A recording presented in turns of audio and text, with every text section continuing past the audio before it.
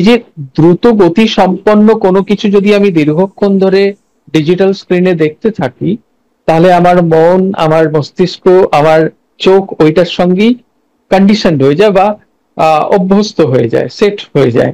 আচ্ছা। এরপর স্থির কোনো কিছুতে চোখ রাখতে গেলে আমার বিরক্তি তৈরি হবে, অস্থিরতা কারোর কারোর মধ্যে বাড়ছে। বলা হচ্ছে যে ভার্চুয়াল অটিজম বলে একটা কথা এসেছে, আচ্ছা। যে শিশুরা অনেকেই দেখবেন যে চোখে চোখ রেখে কথা বলছে না, কিংবা তারা কথা বলতে অনেক দেরি করছে, কথা বলতে ঠিক মতো শিখছে না। এই সোশ্যাল মিডিয়া ব্যবহার করার জন্য কি শিশুদের মধ্যে অপরাধ মনস্কতা, ক্রাইম, এটা কি বাড়ছে বলে আপনার কখনো মনে হচ্ছে, বা আপনি সেরকম কোনো ঘটনার সাক্ষী হয়েছে? মোবাইল বা টেলিভিশন দেখিয়ে খাওয়ানোর চেষ্টা করছেন, এতে শিশুটির সর্বনাশ হচ্ছে।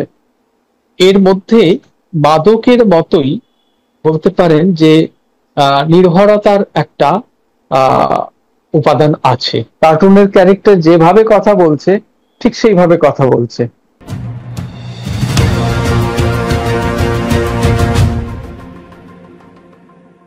নমস্কার, সবাইকে খোলা আড্ডা অনুষ্ঠানে স্বাগত। আমি সুব্রত বসু।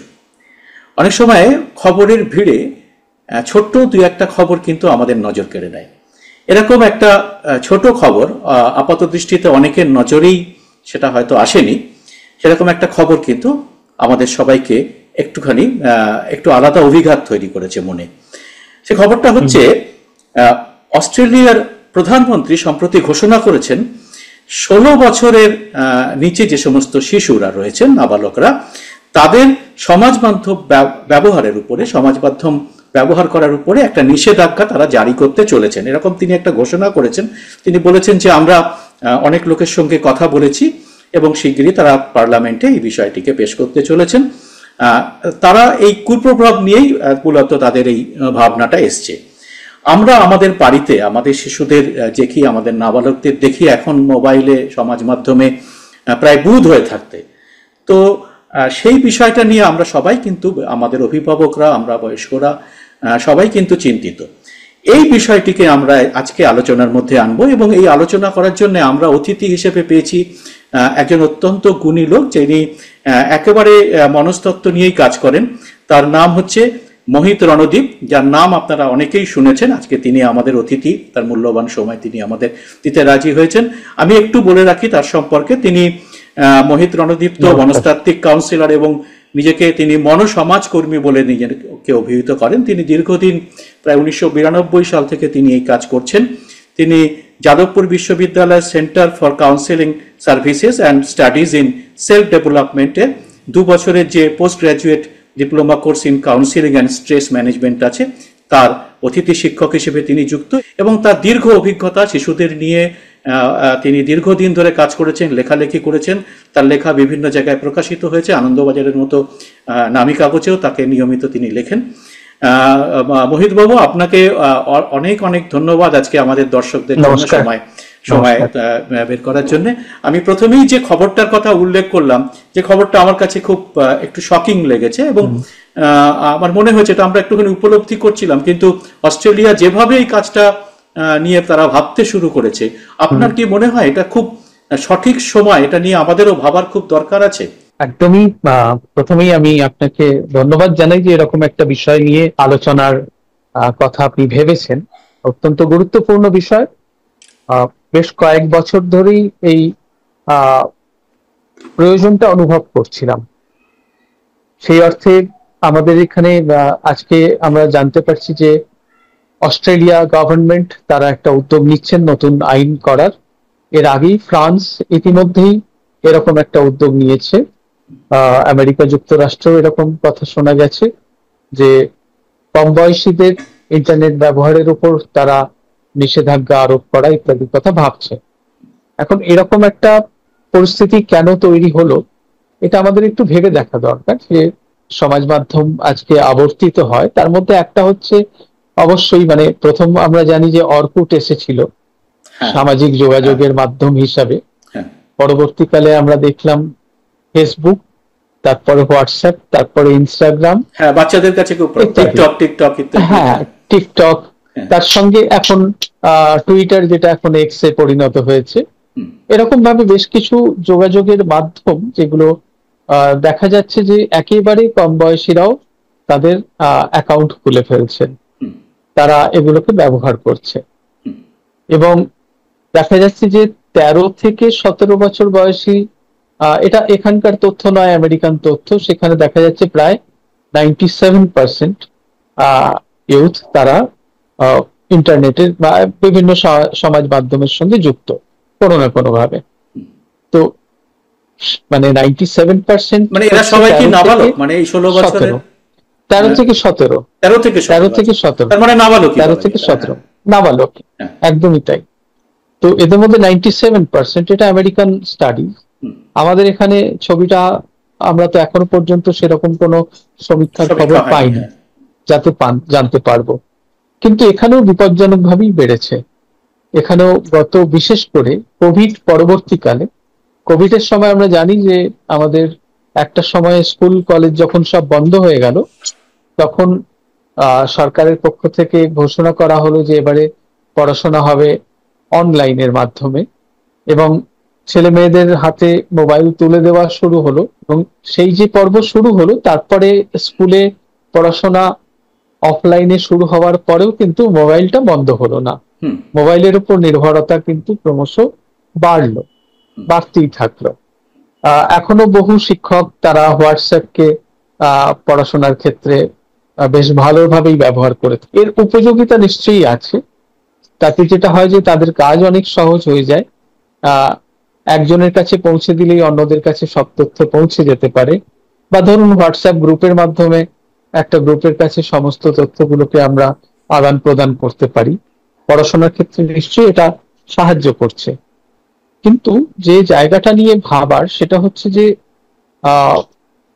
এর মধ্যে মাদকের মতোই বলতে পারেন যে নির্ভরতার একটা উপাদান আছে। মাদক দ্রব্যের প্রতি যেমন আমরা নির্ভরশীল হয়ে পড়ি, এবং মাদক দ্রব্যের নির্ভরতার ক্ষেত্রে যে মনস্তাত্ত্বিক যে ক্যারেক্টারিস্টিক্স বা চরিত্রগুলো এরকম কিছু কেস স্টাডি আমাদের দর্শকদের শোনান, যেটা যেরকম আপনার কাছে এসেছে, যেরকম ভয়ঙ্কর। একেবারে ধরুন আমি একটি ছেলের কথা বলি, যার কথাটা আমি একটা সময়তে, এটা বহুদিন আগের কথা, এবং আমি এটা 2000 সম্ভবত 7 কিংবা 8-এ পরিকথা বলে একটি পত্রিকা বেরোতো, সেই পরিকথাতে এই বিষয়টি নিয়ে আমি লিখেছিলাম তখন, যে খড়গপুর আইআইটির একজন ছাত্র, সে খড়গপুর আইআইটিতে সবে ভর্তি হয়েছে, ভর্তি হওয়ার পর তার ফার্স্ট ইয়ার, সেটা বিটেক করতে গেছে।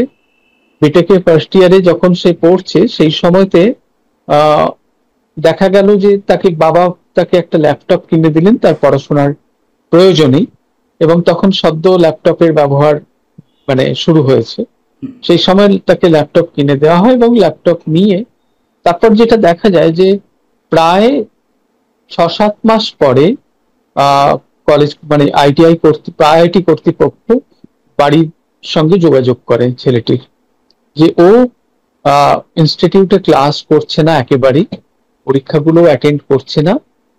ওর বন্ধু বান্ধবদের কাছ থেকে খোঁজ নিয়ে জানা যাচ্ছে যে ও শুধুমাত্র তখন আপনার নানান ধরনের ভিডিও গেমস খেলাতে ব্যস্ত থাকছে। এখন এই যে ভিডিও গেমস এর মধ্যে সে তখন আটকে পড়ে, এবং সেটা থেকে বেরোতে তার খুবই অসুবিধে হয়েছিল। যেটা দেখা যায় যে ও ক্লাস করা বন্ধ করে দেয়, তার যত একটা ঘরের মধ্যে নিজেকে বন্দি করে রেখেছিল, এর ফলে যেটা হয় যে তার পড়াশোনাটা খুব ক্ষতিগ্রস্ত হয় অনেকটাই, পরীক্ষা সে দিতে পারেনি, একটা ইয়ার লস হয়, এবং পরবর্তীকালে তাকে আবার নতুন করে করা হয় আর কি, কাউন্সেলিং এর মধ্যে দিয়ে তাকে যেতে হয়েছে সেই পর্বে। এখন এই যে ঘটনাটি শুধু একজনের ক্ষেত্রে ঘটছে এমনটা নয়। এই পর্বে আমরা দেখতে পাচ্ছি যে বহু ছেলে মেয়ে তাদের পড়াশোনার জায়গাটা ক্ষতিগ্রস্ত হচ্ছে। কিভাবে হচ্ছে দেখা যায়, আমরা যদি বলি যে বেশিরভাগ ক্ষেত্রে যেটা দেখা যায় যে এই সমাজ মাধ্যমে যারা থাকছে, এটা প্রয়োজনই থাকছে, কিন্তু পরবর্তীকালে যেটা দেখা যাচ্ছে যে প্রয়োজন ছাড়িয়ে তাদের নির্ভরতায় পরিণত হচ্ছে। সেটা এক মুহূর্ত যদি সে যোগাযোগ নোটিফিকেশন না দেখে, তার মনে হবে যে কি একটা যেন সে মিস করে গেল। কি একটা যেন সে জানতে পারলো না, পিছিয়ে পড়লো সে।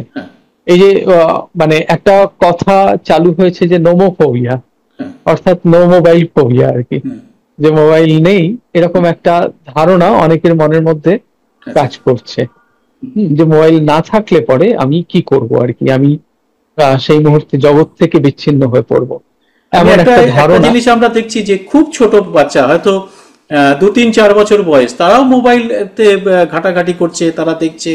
এবং আরেকটু যারা 10-11 বছর, তারা তো রীতিমতো রিল দেখছে, দিনরাত রিল দেখছে খালি স্ক্রল করে করে। হ্যাঁ, এবং সেভাবেই তার বাবা মা তাকে খাওয়াচ্ছে, সে খেয়ে নিচ্ছে চুপচাপ। এরকম আমরা প্রতিনিয়তই এরকম দৃশ্য দেখছি। এটার কি প্রভাব সমাজে বা বাচ্চাদের? এই যে আপনি বলছেন তো যে 6-7 বছর, আরো বা 4-5 বছর, অনেক আগে শুরু হচ্ছে এটা। আমরা যেটা দেখতে পাচ্ছি যে মানে 1.5 বছর 2 বছরের শিশুকেও যখন থেকে তাকে একটু শক্ত খাবার দেওয়া শুরু হলো, সেই সময় থেকেই কিন্তু তার হাতে মোবাইল বা এই জাতীয় ডিজিটাল কোনো কিছু ধরিয়ে দেওয়া হচ্ছে। সেই স্ক্রিনে ব্যস্ত থাকছে, তার চোখ থাকছে স্ক্রিনে, সে গোগ্রাসে অনুষ্ঠানটা গিলছে, একই সঙ্গে খাবার খাওয়ানোর ক্ষেত্রে তখন আর কোনো অসুবিধা হচ্ছে না বাবা মার, যেটা অন্য সময় খাওয়াতে গেলে অসুবিধা হতো। এর ফলে যেটা হচ্ছে যে তাদের নির্ভরতা তৈরি হয়ে যাচ্ছে এই ডিজিটাল স্ক্রিনের সঙ্গে। এবার ডিজিটাল স্ক্রিনের উপর নির্ভরতার ফলে যেটা হচ্ছে যে, ধরুন 1-1.5 বছর বয়স, মানে এই 3 বছর বয়স পর্যন্ত শিশুর কথোপকথন শেখার পালা এই সময়টায়, এবং সেই কথোপকথন সে কিভাবে শেখে, অন্যদের লিপ রিড করা, কথা শোনা, লিপের সঙ্গে সেই কথাগুলোকে মিলিয়ে বোঝা, মানে বুঝতে চেষ্টা করা, এইভাবে সে তার 5টা ইন্দ্রিয় দিয়ে তার জগৎকে সে বোঝার চেষ্টা করে, জানার চেষ্টা করে। আমরা এই সময়ে তার এই যে সেন্সারি ডেভেলপমেন্টের সময়ে তাকে আমরা ব্যস্ত করে রাখছি মোবাইল ফোনের মধ্যে। এর ফলে তার যে সেন্সারি যে ডেভেলপমেন্ট গুলো, সংবেদন গুলোর যে বিকাশের ক্ষেত্র, সেটা রুদ্ধ হয়ে যাচ্ছে, সেটা বন্ধ হয়ে যাচ্ছে। তার মানসিক বিকাশে তাহলে বড় আঘাত পড়বে, এটা একটা বড় আঘাত। এবং বলা যায়, এখন বলা হচ্ছে যে ভার্চুয়াল অটিজম বলে একটা কথা এসেছে, যে শিশুরা অনেকেই দেখবেন যে চোখে চোখ রেখে কথা বলছে না, কিংবা তারা কথা বলতে অনেক দেরি করছে, কথা বলতে ঠিক মতো শিখছে না।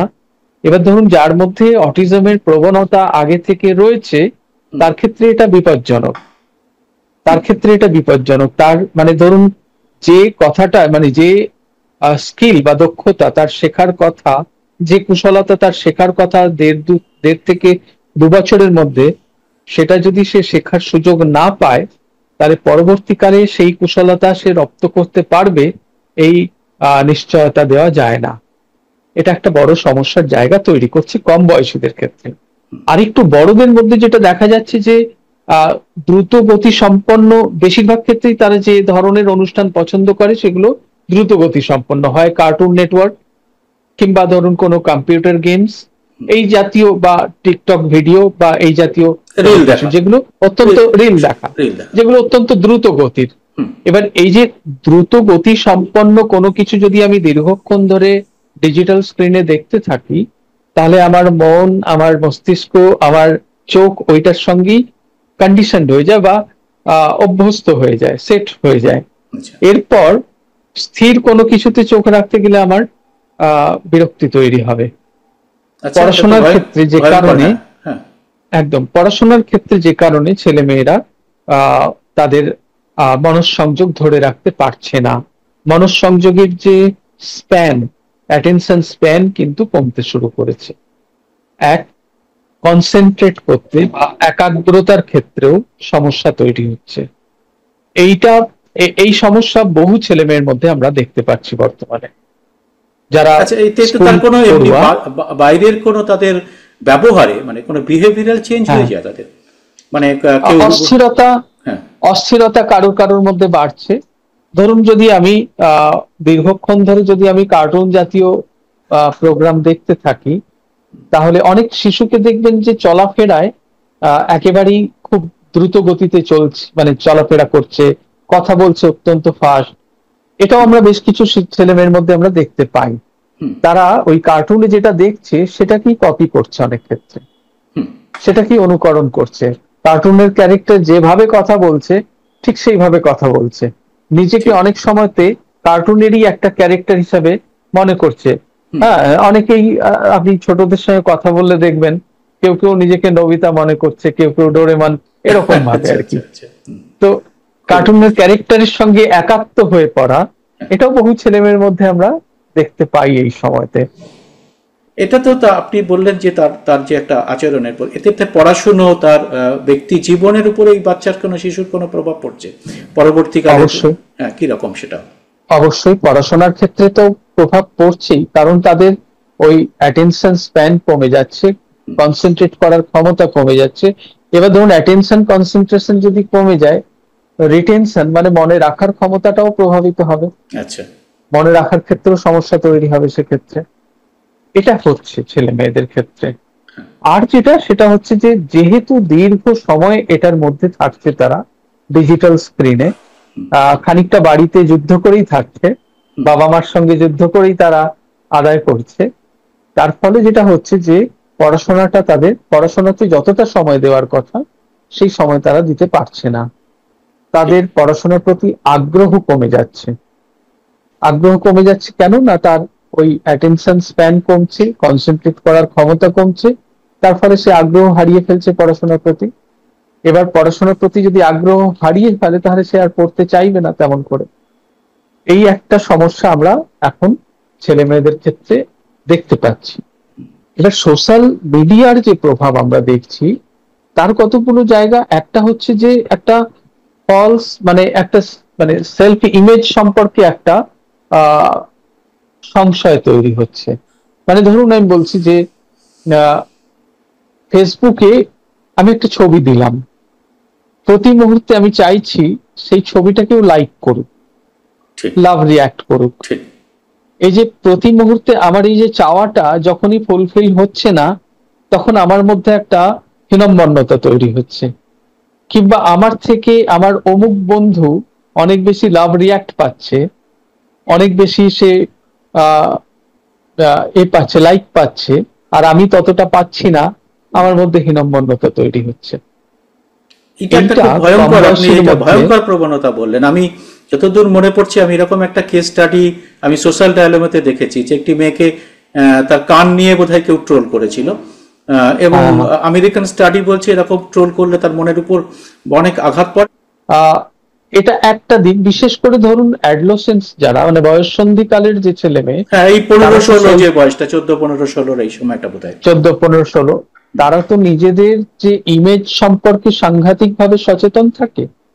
সেখানে সেই ইমেজ যদি একটু টাল খায় কোনোভাবে আর কি সোশ্যাল নেটওয়ার্কে, তখন তাদের মধ্যে মনে হয় যে জীবনটার আর কোনো মানে রইল না, ওয়ার্থলেস ফিলিং হয়, একটা ওয়ার্থলেসনেস এর ফিলিংস তৈরি হয়, যে আমি বোধহয় সত্যি অপদার্থ, আমার দ্বারা কিছু হবে না, এই বোধ মনের মধ্যে তৈরি হয়। ভয়ঙ্কর, এটা খুবই আমরা ভয়ঙ্কর দেখতে কথা। পাচ্ছি যে আত্মপ্রতীতি বহু ক্ষেত্রে তলানিতে গিয়ে পৌঁছচ্ছে, এটা যেমন একটা দিক।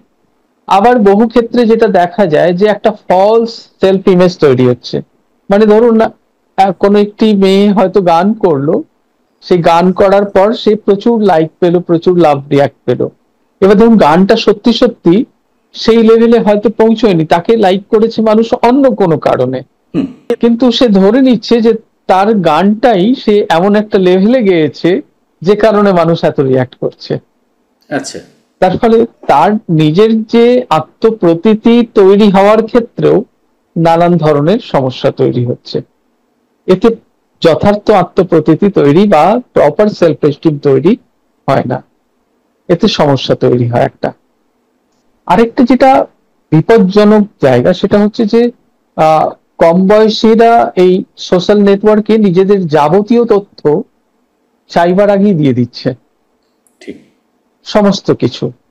এর ফলে তাদের যে ব্যক্তিগত যে গোপনীয়তার জায়গাগুলো সেগুলো কিন্তু আর থাকছে না গোপন। হুম। এবং ধরুন সোশ্যাল নেটওয়ার্কে যাওয়ার ফলে সোশ্যাল নেটওয়ার্ক কোম্পানি তো এই তথ্য কাকে বেচবে তার তো কোনো ঠিক নেই, ঠিক। সে তো যে কোনো জায়গায় বিক্রি করতে পারে, বিক্রি হচ্ছে সেগুলো আমরা তো জানতেও পারছি, যে বিভিন্ন কর্পোরেট এই তথ্যগুলো কিনে নিচ্ছে অনেক ক্ষেত্রে সোশ্যাল নেটওয়ার্কের কাছ থেকে। এবার সে কিভাবে তারপর ম্যানিপুলেট করবে, সে অ্যাডভার্টাইজমেন্টের ক্ষেত্রে বলুন বা বিভিন্ন ক্ষেত্রে এই ম্যানিপুলেশনের শিকার কম বয়সীরা যতটা হবে, বয়স্করা ততটা হবেন না। বয়স্করা অন্তত নিজেদের বোধ বুদ্ধি দিয়ে, অভিজ্ঞতা দিয়ে যাচাই করার চেষ্টা করবেন, বোঝার চেষ্টা করবেন, কিন্তু কম বয়সীদের প্রভাবিত হয়ে পড়ার আশঙ্কাটা প্রবল। এটা আরেকটা দিক।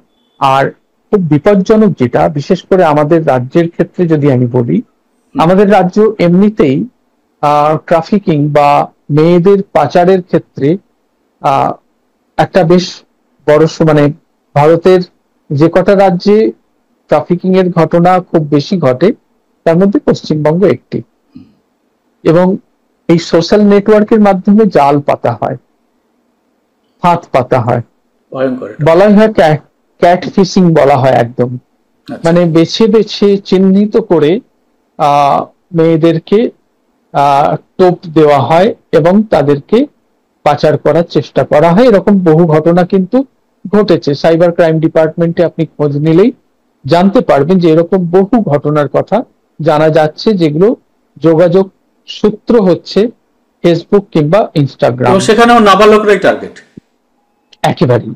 একেবারেই কম বয়সীরা, ওই 12 থেকে, মানে ধরে নিন 11-12 থেকে টার্গেট করা হচ্ছে। 11-12 থেকে মোটামুটি দেখা যাচ্ছে যে একেবারে 18 অবধি তো বটেই, তারপরেও বয়স্কদেরকেও টার্গেটের মধ্যে রাখা হয়। মেয়েরা, এখানে বহু মেয়ে এইভাবে পাচারের শিকার হচ্ছে। তো এইটা একটা বড় বিপজ্জনক জায়গা। তো এই বিষয়গুলো সম্পর্কে ধরুন 18-র ওপরে যখন কেউ থাকে তখন সে নানান অভিজ্ঞতার মধ্যে দিয়ে যায়, তার অন্তত খানিকটা হলেও বোঝার ক্ষমতা তৈরি হয়। কিন্তু 18-র নিচে, মানে এই 13, 14, 15 এই সময়ে, যে সময়টাতে ছেলেমেয়েরা অনেকটা সময় দিয়ে দিচ্ছে সোশ্যাল নেটওয়ার্কে এবং অনেকটা নির্ভরশীল হয়ে পড়ছে, ডিপেন্ডেন্ট হয়ে পড়ছে, তারা কিন্তু ঝুঁকির মধ্যে থাকছে। মানে সোশ্যাল নেটওয়ার্ক একটা ঝুঁকি তৈরি করছে, যে ঝুঁকি কিন্তু জীবনের ঝুঁকি।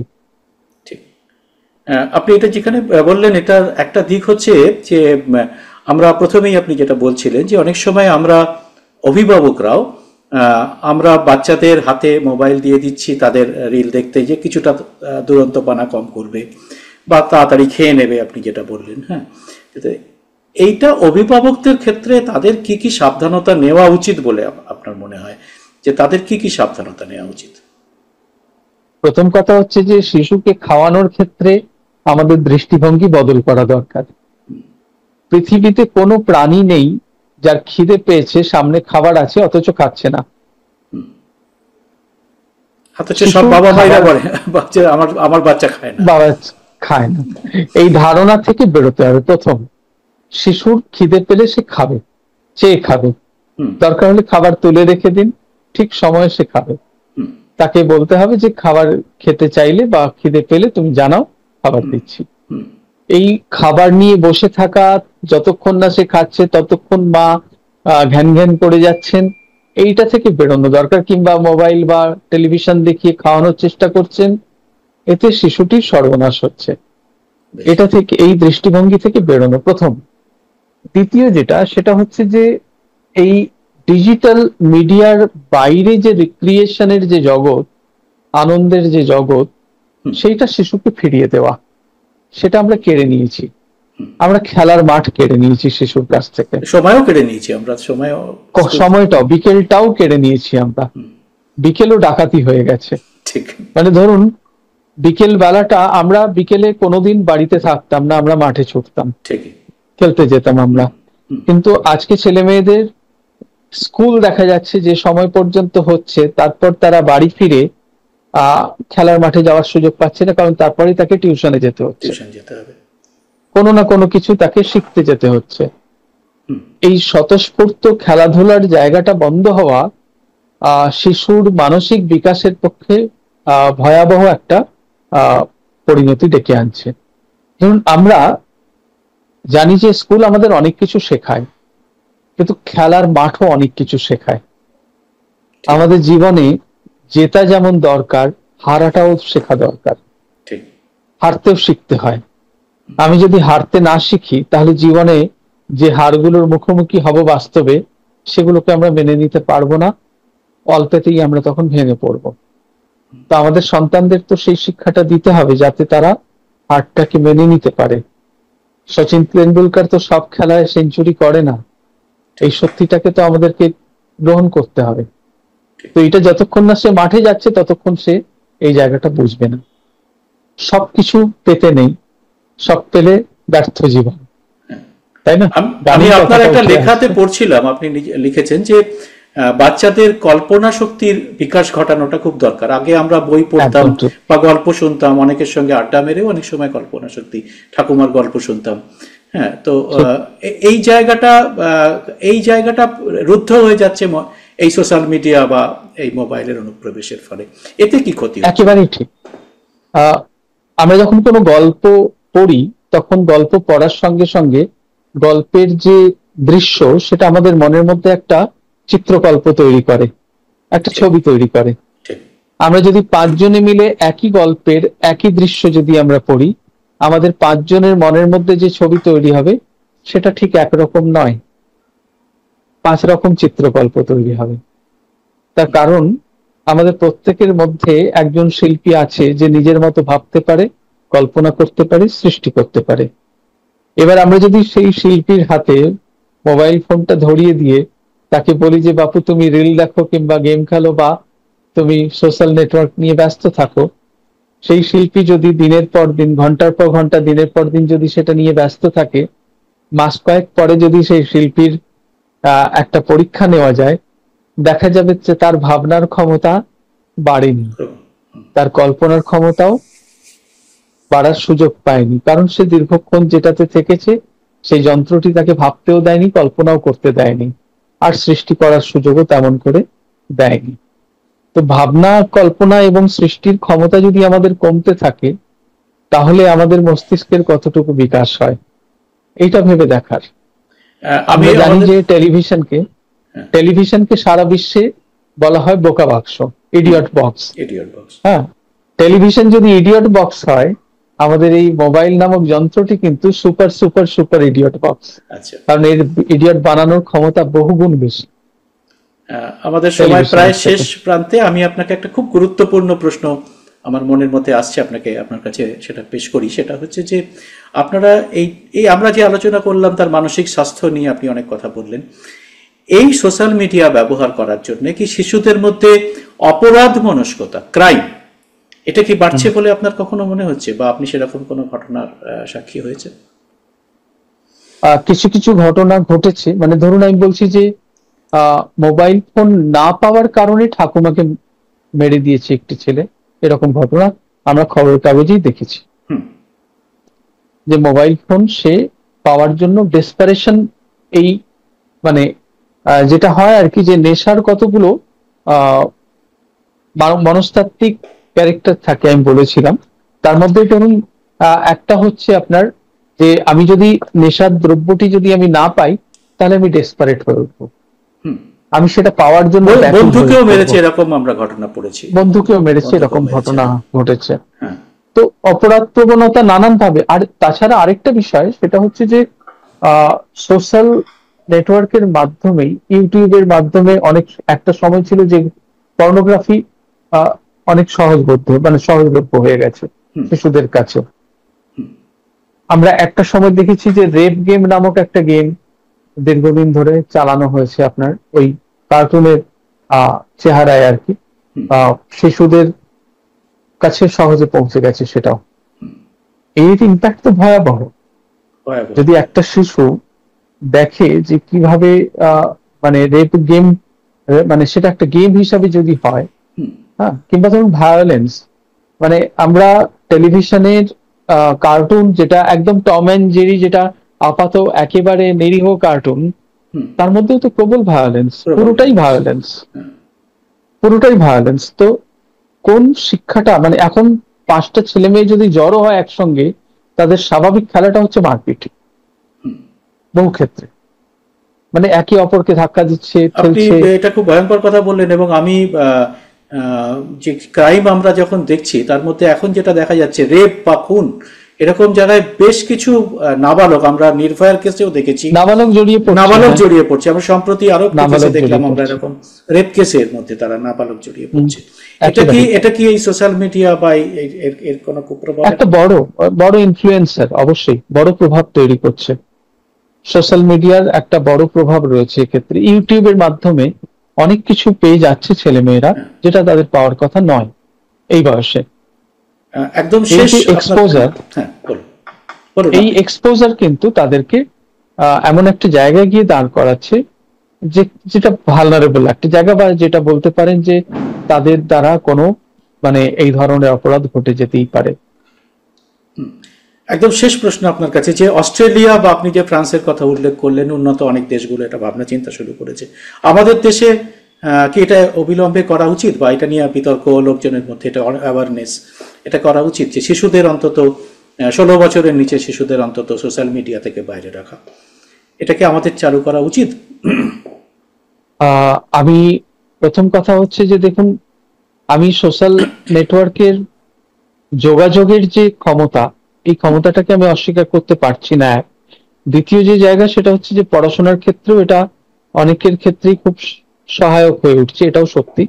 যদিও সেই সংখ্যাটা কম, অনেক কম। আমাদের এখানে মোবাইলের অ্যাক্সেস রয়েছে খুব লিমিটেড একটা পার্সেন্টেজের ছেলে মেয়েদের হাতেই, খুব বেশি সংখ্যকের হাতে নয়। একটা যেটা বলার সেটা হচ্ছে যে একটা নিয়ন্ত্রণ দরকার। সে নিয়ন্ত্রণ কিভাবে সম্ভব? আমি নিষিদ্ধকরণটা পথ কিনা আমি জানি না, কিন্তু আমার মনে হচ্ছে যে নিয়ন্ত্রণটা খুব জরুরি। এক হচ্ছে সচেতনতা এর কুফল সম্পর্কে, এর অ্যাবিউজ সম্পর্কে। আমি ছেলে মেয়েদেরকে জিজ্ঞেস করি যে সারাদিনে যতটা সময় ব্যবহার করো তার মধ্যে সৎভাবে বলতে গেলে ইউজ কতক্ষণ আর অ্যাবিউজ কতক্ষণ। ওরা কিন্তু অকপটে বলে যে 10 to 15% ইউজ। তো 10 to 15% যদি ইউজ হয় তাহলে অ্যাবিউজ কত? 85% অ্যারাউন্ড। 85 যদি অ্যাবিউজ হয় তাহলে তার নেগেটিভ কনসিকুয়েন্সেস থাকবেই, তার ক্ষতিকর পরিণতি থাকবেই। এবং সেই ক্ষতিকর পরিণতির কথাই উঠে আসে এই নানান রকম লক্ষণের মধ্যে, অর্থাৎ এই অ্যাটেনশনের সমস্যা, পড়তে ইচ্ছে না করা, ইত্যাদি ইত্যাদি। বন্ধুদের সঙ্গে যোগাযোগ চলে যাওয়া, হ্যাঁ, কারণ বন্ধুদের সঙ্গে মুখোমুখি কথা হয় না, তো সবই তো সোশ্যাল নেটওয়ার্কের মাধ্যমে। অসম্ভব ভালো বললেন। আমরা সময়টাকে ভেবেছিলাম 8 ঘন্টার মধ্যে বাঁধবো, কিন্তু বাঁধতে পারলাম না। আপনার কথা এত সুন্দর লাগছিল যে আমার মনে হয় দর্শকরা উপভোগ করবেন। অস্ট্রেলিয়া যেটা করতে চলেছে সেটা হয়তো জানি না আমরা আগামী দিনে আমাদের এখানেও ভাবনা চিন্তা হবে কিনা, এবং তারা সোশ্যাল নেটওয়ার্কের অ্যাকাউন্ট বাচ্চাদের করার ব্যাপারে হয়তো ভাবছে, এবং সোশ্যাল মিডিয়ার কোম্পানিগুলোকে, সংস্থাগুলোকেও তারা বলছে যে এই ব্যাপারে যদি বাচ্চাদের তারা এই আইনটা যদি তারা আনে তাহলে সেখানে বাচ্চারা ঢুকলে তাদেরও খুব বড় ধরনের জরিমানা, সোশ্যাল মিডিয়া কোম্পানিগুলোকেও বড় জরিমানা তারা করবে।